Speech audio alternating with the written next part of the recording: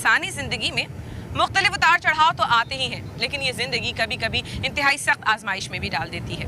इसी तरह की सख्त आजमाइश का सामना था बहरी जहाज़ MV अल्बेडो के 7 अफराद को, जो कि 21 माह से सोमाली क़ज़ाक़ों की क़ैद में थे। इनकी और इनके अहल खाना की दुआएं रंग लाईं और 2 अगस्त की रात ये लोग कराची पहुंच गए।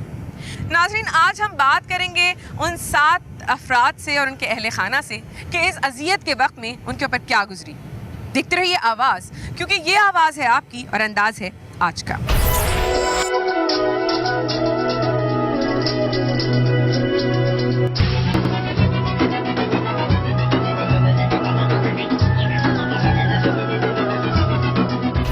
जी नाज़रीन, 21 माह तक सोमाली क़ज़ाक़ों की क़ैद में रहने के बाद कराची पहुंचने वाले कैप्टन जावेद साहब हमारे साथ मौजूद हैं।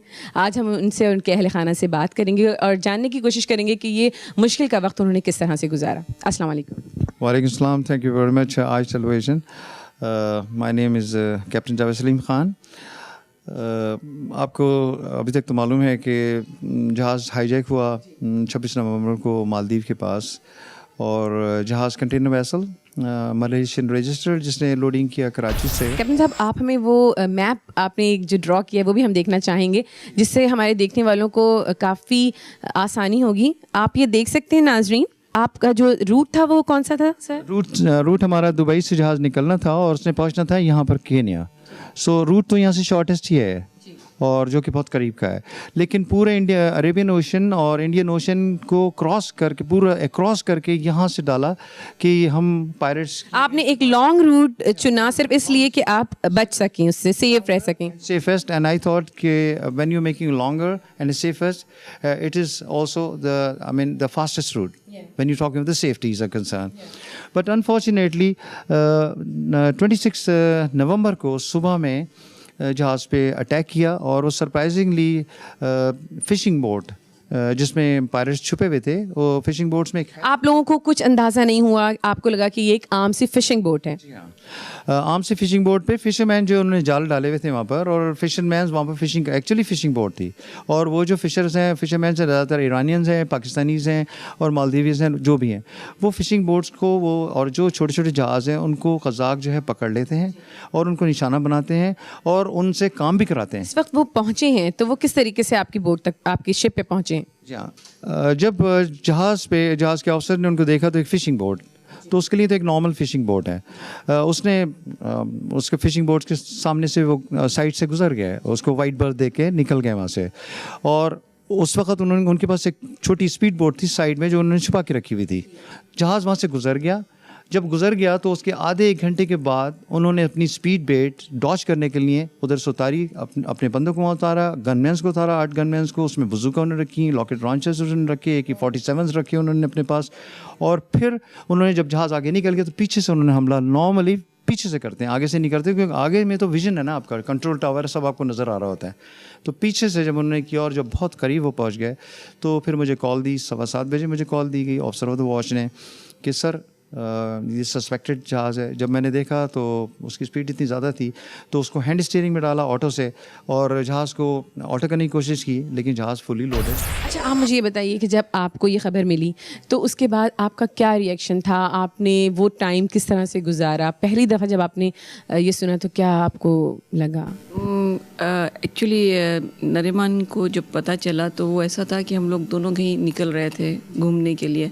तो जैसे मैंने देखा दूर से तो नरीमान अपनी गाड़ी की तरफ जा रही थी तो एकदम इसको कोई फ़ोन कॉल रिसीव किया। इसने ऐसे करके फ़ोन उठाया है और उसके बाद इसके मुंह से ना चीखें मैंने सुनी है कि ये कह रही है नो नो नो कह के ना। तो मैंने देखा ये ज़मीन पे बैठ गई है, क्योंकि ये खड़ी मतलब इस काबिल नहीं थी कि खड़ी रह सके अपने पैरों पे। मिशाल, आप जिस वक्त आपको ये पता चला उस वक्त आप पाकिस्तान में नहीं थी, तो किस तरह से गुजरा ये वक्त? क्या आपके ऊपर मैं जब एक्चुअली वापस आई थी पाकिस्तान तो इट वाज़ वेरी शॉकिंग।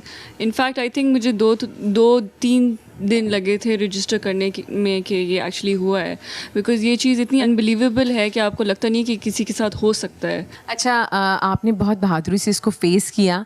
हमारे साथ दूसरी बेटी भी कैप्टन साहब की मौजूद है। आपका नाम? नरीमान। आप भी उस वक्त जो है वो पाकिस्तान में नहीं थी, तो फिर आप लोगों को एक साथ पता चला या आपको बाद में पता चला था? मुझे एक्चुअली सबसे पहले पता चला था बिकॉज़ मैंने जबल अली में मेरे फादर को सी ऑफ किया था जब वो जा रहे थे, सेल कर रहे थे अफ्रीका के पास। तो I was in touch with him actually when he was about to get hijacked, but then वो कुछ और था, मतलब वो didn't turn out to be कि वो hijackers नहीं थे। तो इन्होंने मुझे फ़ोन पे बोला था कि everything is clear now। और फिर उसके बाद अगले 2 दिन तक कोई कॉल नहीं आई। फिर ऑब्वियसली आई गॉट वरीड। और मैंने जब एजेंट को फ़ोन किया तो उसने कहा कि हो सकता है सैटेलाइट कॉल है, नहीं मिल रही, he is in the middle of the sea. फिर then eventually he call back and he said कि ही इज़ बिन हाईजैक्ड। हमारे साथ कैप्टन साहब की नीस भी मौजूद हैं, आपकी भाभी भी हैं, डबल रिश्ता होता है।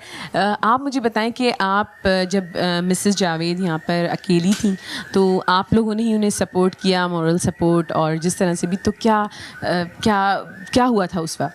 बस ऑफ कोर्स ये इतना एक डिज़ास्ट्रस हमारी फैमिली के लिए इंसिडेंट था कि उस वक्त तो ये था कि जिस तरह भी आप हेल्प कर सकते हैं, जिस कैपेसिटी में भी कर सकते हैं, चाहे वो मॉरल है, फाइनेंशियल है, कोई ह्यूमन एफर्ट रिक्वायर्ड है, तो वो हम कर रहे हैं, जिस कैपेसिटी पे भी हम काम कर सकते हैं। बाकी हमारी पूरी फैमिली ने माशाल्लाह बहुत हमें सपोर्ट किया, बहुत ज़्यादा। और हमारा यही था कि जिस तरह इन्होंने इतनी ह्यूमनली हमें लगता नहीं था पॉसिबल है कि एक अकेली औरत और इस तरह मतलब बेटियां हैं और करेंगी, लेकिन वी आर वेरी प्राउड उनके, we are very proud of her as well, इनकी बेटियों के।